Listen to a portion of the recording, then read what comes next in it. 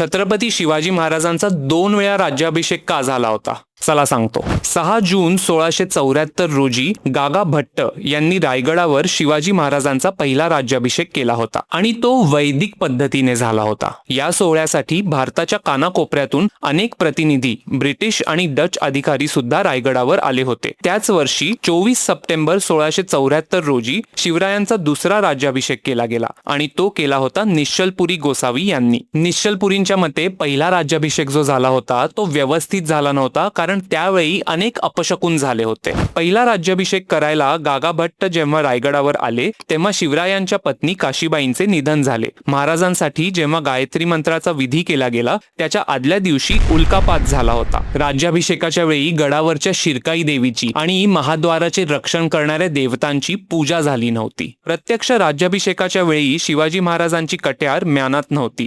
तेव्हा संभाजी महाराजांच्या मस्तकावरून 2 मोती सुद्धा ओघळले होते. राज्याभिषेकानंतर सोन्याची तुला करताना एक लाकूड अचानक खाली पडले आणि गागा भट्टांच्या नाकाला जखम झाली. राज्याभिषेकानंतर 13व्या दिवशी राजमाता जिजाऊंचे निधन झाले. मग 22व्या दिवशी महाराजांचा एक आवडता हत्ती मरण पावला. नंतर प्रतापगडावरील घोड्यांच्या पागेत आग सुद्धा लागली होती. त्यात अनेक मौल्यवान घोडे जळाले होते. असे एकापाठोपाठ एक अपशकुन होत असल्यामुळे ललिता पंचमीच्या दिवशी शिवाजी महाराजांचा दुसरा राज्याभिषेक तांत्रिक पद्धतीने केला गेला. याचे संपूर्ण वर्णन श्री शिवराज्याभिषेक कल्पतरू या ग्रंथात करून ठेवले आहे. व्हिडिओ जर आवडला असेल तर लगेच YouTube वर सबस्क्राईब करा आणि Instaवर फॉलो करा.